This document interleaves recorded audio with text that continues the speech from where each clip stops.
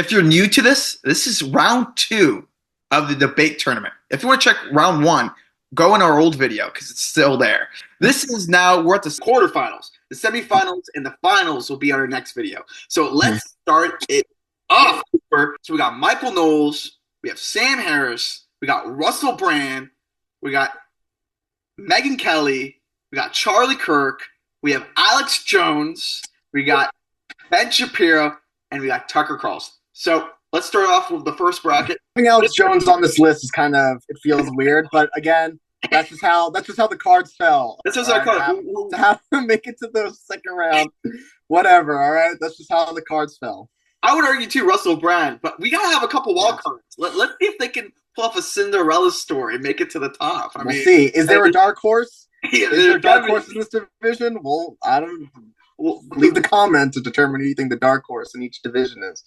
So yeah, that'd be great. Yeah, make sure to hit that comment. See who you think win this. But so that being said, let's start this off. Okay, well, round two bracket. Michael Knowles facing off against Sam Harris, and this is a difficult one. Michael Knowles, while he does do tons of on-campus debates and on-campus speaks on behalf of the Daily Wire himself, probably more than anyone else, I think, a part of that company does. I'm pretty sure he's the number one person, or goes to at least the most campuses.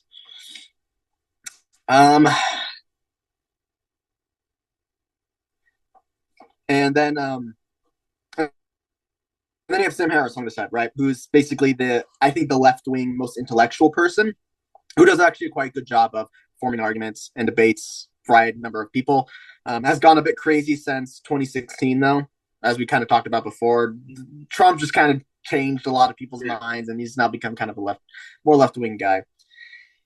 And then, so having those two backgrounds in a debate style format where it's about who makes appropriate arguments, who is the most convincing to people, I might give a slight edge to Sam Harris on this one. Okay. Now, Michael Knowles, I think Michael Knowles is good. Mm-hmm. I think he relies, and I don't want to say this in any bad way, actually, because I think he is a very Christian theology to everything he does, which is great. But again, I'm thinking of how you frame arguments. And the one thing that does not work in an argument is an appeal to a scripture or a Bible or anything like that, or a saint, which Michael Knowles likes to do a lot. Mm-hmm. That doesn't work in an argument. While that, to me, I would find that very valid, but to someone, you can't make those arguments on authority and stuff like that. And I'm being a little unfair to Michael Knowles when I'm saying this, because he doesn't always do this. He just does it sometimes. Yeah. But that's kind of his thing, right? Is he integrates a lot of gospel into his ideas and his commentary and things like that. While I enjoy that, I don't know how well that does against a normal mainstream audience, mm-hmm. where Sam Harris is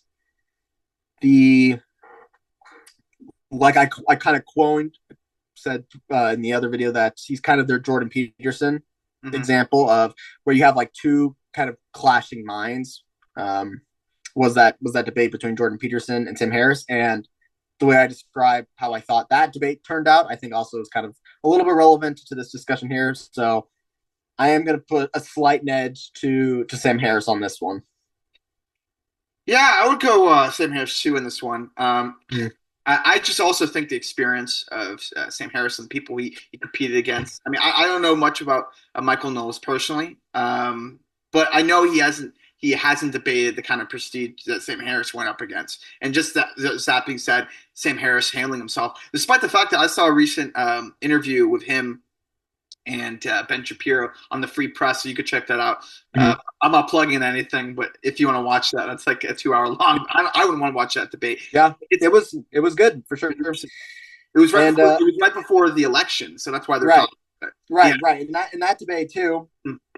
Was Trump versus Kamala Harris and stuff like that. Yeah. And while obviously I don't agree with the ideas Sam Harris is saying, Yeah. He promotes a argument Yeah. that conservatives have to take valid and counteract them with good ideas. Because if you don't provide a good, solid foundation to your explanation, to your argument, when you're debating Sam Harris, he'll eat you up. That's just Yeah. And that will be the case. And so that's partly what I'm taking that into consideration is if you make hiccups, yeah, what is the counterability of the opponent to do? right. And Sam Harris has that capability. He just does. I mean, also before we go on the other one, to the other bracket. I mean, I agree with you in the sense that like he has that composure, and I think that's a lot different than other left wing people we had in this list. That in the first video, like Destiny or like Pink Uyghur, who kind of always lose their cool every time. I mean, he knows how to not be offended in a debate and actually intellectually, debate someone. So I think that's a lot different than the other people. Mm-hmm. I would, for that reason, I would include him in the semifinals as well. Okay, that being said, this is the other bracket we got. I think this one is, I mean, less intellectually rigorous. Let's say that the least. Russell Brand, Megyn Kelly. You seem to have a real bone to pick with Russell Brand. I'm not really sure why. I mean, I don't know him, but I mean, he seems like a fine person. You just seem to not like him. I don't know why. Well, okay. Russell Brand is a smart guy. Don't get me wrong. He's a smart guy, but he speaks a lot of crap. Like if you hear listen to him, he says a bunch of stuff over and over again. That's the same crap that he spews and tries to sound smart. I mean, that's just my opinion on that. And in a debate, I think he could, and that's why he's in this round. I think he can handle himself enough, seem presentable. But a lot of times he's saying all these fancy words that don't really make much sense. But he does have smart opinions, so I'll give it to him that way. But yeah, he's he's a comedian. He's obviously a great bullshitter. I mean, that's where he's from. So, of course. No comedian should be on this list. I mean, this is ridiculous. This is diluting the quality of the intellectual minds that we have here. Yeah. But unfortunately, this is what people that we thought of. So, being funny and not funny at the same time. Being serious and funny. And then Megyn Kelly, obviously, we talked a little bit about her past in the previous video where, she was done debate moderator. She's a journalist, has her own show. She does political commentary now. And because of that experience, again, it's really hard to say who wins these debates because this is all theoretical, right? These people, they probably had conversations with each other. If they do, they're online and they probably last maybe an hour long. And so it's hard to really determine who are all these people when they come together, like a Russell Brand and a Megyn Kelly, because it's kind of a weird matchup, right? Yeah. But based on the things that I described previously, I'm going to say Megyn Kelly is actually going to take this one. I think Megyn Kelly is actually very bright, and I think she's smart and has her wits. And I think that goes particularly well in crafting arguments, specifically like we could have put a bunch of rules in place on this, like if they had prep time, if there's an audience, and all these things to kind of make factors. So we didn't really set those kind of ground rules. We're just saying like, hey, that's a fun argument. Who wins the debate? Because obviously we don't do gladiatorial arenas anymore, unfortunately. Yeah. So, but I'm going to give a slight nod to Megyn Kelly on this one because agreeing with the points that you kind of made about Russell Brand, right? I'm agreeing with the things that you're saying. But I think Megyn Kelly is also very wit and sharp, and so I'm going to give her the nod.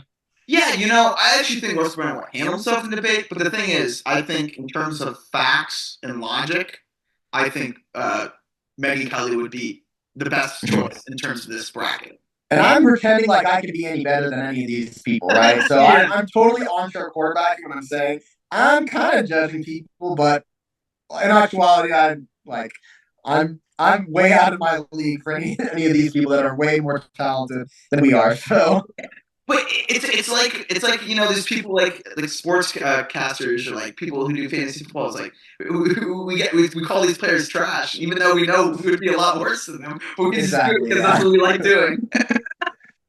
But it's funny and it makes a great video. So it makes a good video. I think so too. Okay, now we got our semifinals on one bracket. We got our Sam Harris going against Megyn Kelly in the semifinals. So let's turn it over to maybe a more competitive bracket. Okay. Well, maybe this sounds a little more competitive. Let's see how it turns out. I don't know about this bracket, but Charlie Kirk versus Alex Jones. To be honest with you, I would never see this. I would see this live. I think it would be funny, but I don't think you would ever see this actually happening.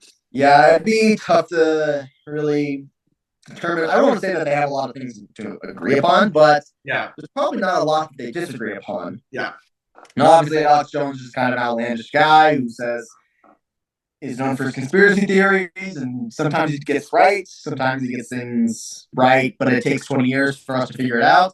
So there's he's kind of the I don't want to say a laughing stock, Yeah. but he is a very jokey character that is on the right, and people meme him a lot, and it's funny and stuff like that, which he probably doesn't always deserve all the criticism he gets.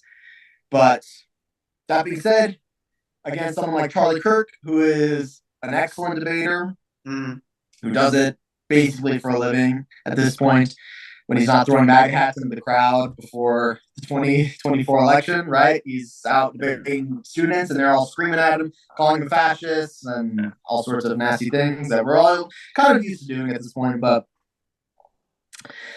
I think it's a no-brainer. You're going to put Charlie Kirk ahead of Alex Jones in this. And that's the fun thing about these brackets is you never know who's going to get up in this matchup. So you wouldn't have thought that someone who doesn't really do debates like an Alex Jones would make it out of the first round, but that's just how the cards fell. So you see him against someone like Charlie Kirk, and hey, if they're arguing about tariffs or something like that, and they have to oppose opposite sides or whatever, who am I going to trust? Who am I going to put money on? Yeah. That I can think make the most cohesive argument. Yeah. I'm going to say it's going to be Charlie Kirk.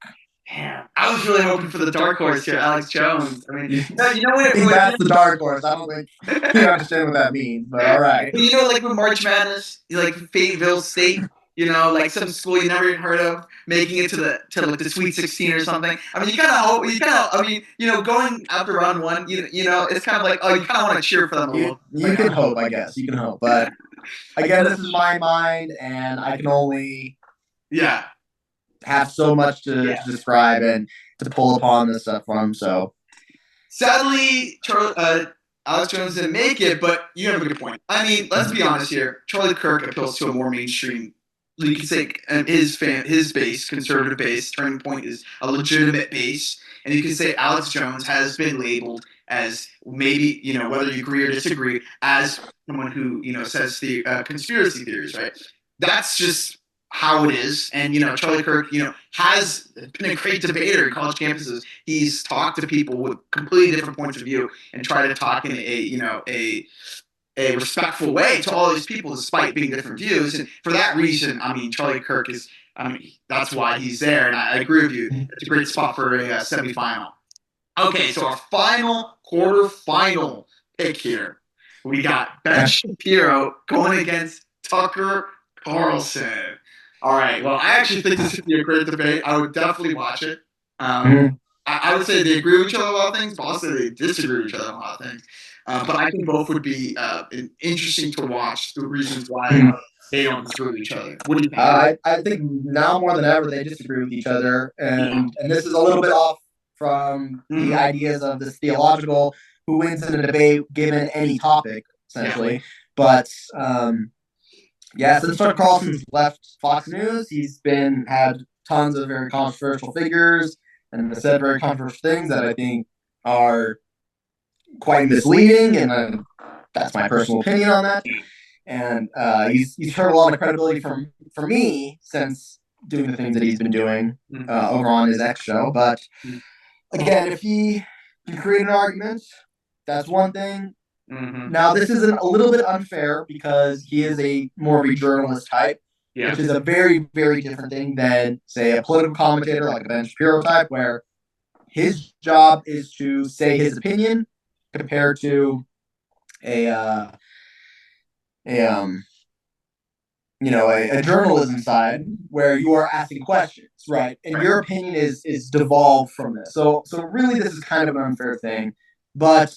You know what I'm going to say. I'm going to say Ben Shapiro wins a political debate, right? If he's having it, then, and you might get an idea of kind of watching the first video where I'm going to go with this. Is like for whatever reason, I think the abilities that Ben Shapiro has in the political debate, especially when he has time to prepare, is he does a lot of deep digging research. Right. And I mentioned an example, him debating Cenk Uygur a number of years ago, and it was nasty. It was bad. As soon as it got dirty, though, because he was civil, he was cool, he was giving facts, cohesive arguments, stuff like that. But as soon as it gets dirty, Ben Shapiro's not afraid to go dirty too. Yeah. And at that point, when things start getting dirty, optics kind of dissipate a little bit on because now, especially if you don't attack first, which is what Ben Shapiro doesn't do, he's not an attacker first. He defends from once you get punched, and that actually is more sympathetic to the audience if you're trying to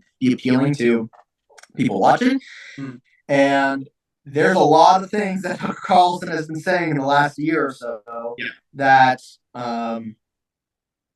you could say are gross if you are a patriot or you're, believe in the greatness of America. But, that's my opinion. And obviously, if you're giving different, they're forced to give an argument on something. Again, I'm being unfair saying, asking a journalist to go against a political commentator, but that's how the cards lined up on this bracket. And so, it's Ben Shapiro moving on to the semifinal round. I think it is a hard bracket. I actually think Tucker would give a good fight. The thing is, I agree. I think a lot of people would be put off by Tucker in that way, and I think Ben Shapiro would win because of that. I think Tucker in his own right. I think he tries to appeal to the truth as best he sees it. I think a lot of people disagree with him, and that's fair to them. I'm not here to say yes or no. I'm saying who's the best debater. And Ben Shapiro is the best debater here, I would say. But the thing is, I think Tucker does have a lot of experience with debating. I think when he was on Fox News, he debated a lot of people. But also, I think he was at debate. I think when he moderated some of the presidential thing, it was something with the presidential nominees. He was talking to Mike Pence. He made an interesting point. That was interesting. So I think he could handle himself in a debate. Whether he could go toe-to-toe with someone like Ben Shapiro, who, again, that's how he made his living, by debating people. That's how he pretty much got to where he was. So that's why I don't think he would win. And, a lot of points, again, would probably turn people off, his views on, going to Russia and so forth. I think that's definitely a division within the Conservative Party in itself. But I think a lot of conservatives would agree with him. I think he has good. He actually had Alex Jones on his podcast recently, so talking about controversial figures. He's had different figures. I think in a way he tries to appeal to the truth.